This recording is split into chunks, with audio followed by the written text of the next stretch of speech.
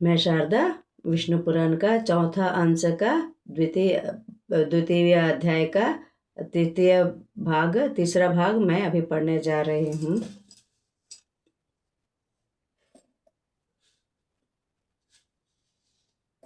तब वे उन कन्याओं को अपने साथ आश्रम पर ले गए। फिर शिल्पकल्प प्रणेता विश्वकर्मा भगवान को बुलाकर शौभरी ऋषि ने समस्त कन्याओं के लिए अलग अलग महल बनाने का आदेश दिया। तब शिल्पकला ने आचार्य विश्वकर्मा भगवान के उपवन सरोवर में से युक्त उतने ही सुंदर महलों का निर्माण कर दिया। एक दिन अपनी पुत्रियों के स्नेह के वशीभूत होकर राजा मंधाता यह देखने के लिए शौभरी ऋषि के आश्रम पर गए कि मेरी पुत्रियां सुखी भी है।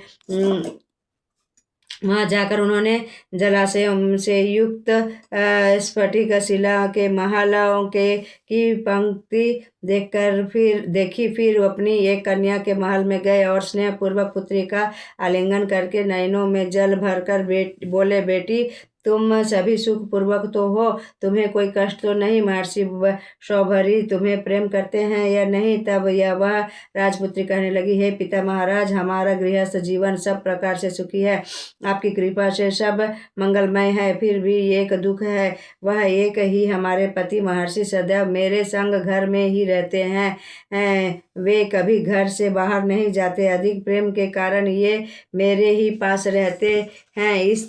इस कारण मेरी बहनें दुखी होंगी, यही मेरी दुख का मूल कारण है। तब राजा अपनी दूसरी पुत्री के महल में गए और प्रेम पूर्वक आसन पर विराजने के उपरांत उससे भी पूछा। उसने भी पहली कन्या के समान समस्त सुखों का वर्णन किया और वह कहा, मुझसे अत्यंत प्रीति के कारण मेरे ही पास रहते हैं, अन्य बहनों के पास नहीं जाते। इस प्रकार प्रत्येक पुत्रियां के महल में गए, सभी ने तथा वर्णन किया। अनंतः विस्मय, आश्चर्य और आनंद के वशीभूत होकर सौरभी ऋषि की पूजा करने के पश्चात बोले, आपके योग सिद्ध का अत्यंत महान प्रभाव हमने देखा। आपके समान वैभव विलास करते हुए हमने किसी को भी नहीं देखा। यह आपकी तपस्या का फल है। इस प्रकार कुछ समय तक उनके साथ रहकर अभिमत सुख भोगने के पश्चात अपने नगर को चले आए। काल क्रमानुसार शौभरी ऋषि द्वारा उन राज कन्याओं से 150 पुत्र उत्पन्न हुए।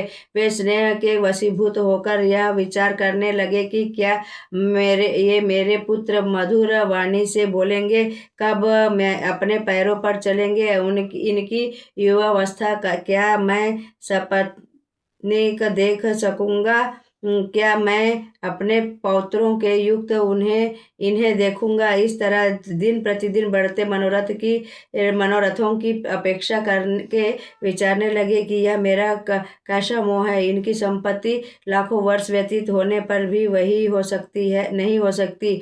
पुत्र हुए तत्पश्चात युवा होकर परिणय सूत्र में बंधे उनकी संतानें हुई, उन्हें मैं देख चुका हूँ। उनके पुत्रों की उत्पत्ति का मनोरथ यदि पूर्ण हो गया तो अन्य मनोरथ उत्पन्न होंगे।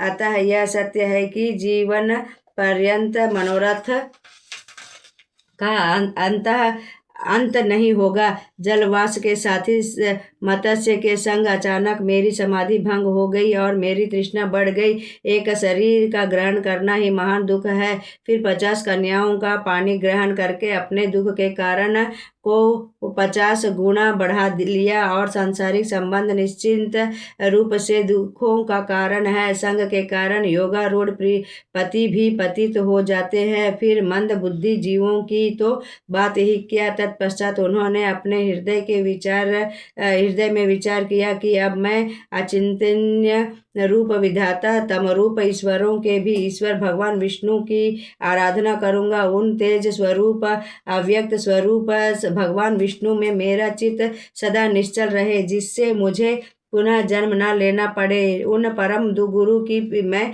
शरण लेता हूँ। श्री पराशर जी ने कहा, मन ही मन विचार करके सौभरी मुनि पुत्र घर आदि का त्याग कर अपनी समस्त स्त्रियों सहित वन में चले गए और समस्त क्रियाकल्पों का अनुष्ठान करते हुए मनोवृत्त से राग द्वेषहीन होकर अग्नियों को अपने में स्थापित कर सन्यासी हो गए। फिर अनंत जन्म अविनाशी भगवान में आसक्त होकर मोक्ष पद को प्राप्त किया। इस तरह मंधाता की कन्याओं और शबरी चरित्र का वर्णन किया। जो प्राणी शौभरी चरित्र का वर्णन सुनता है अथवा पढ़ता है, लिखता है या लिखवाता है, सीखता है, सिखाता है अथवा उपदेश करता है, उसका 6 जन्मों का मन, वाणी या कुमार्ग में प्रवृत्ति नहीं होती।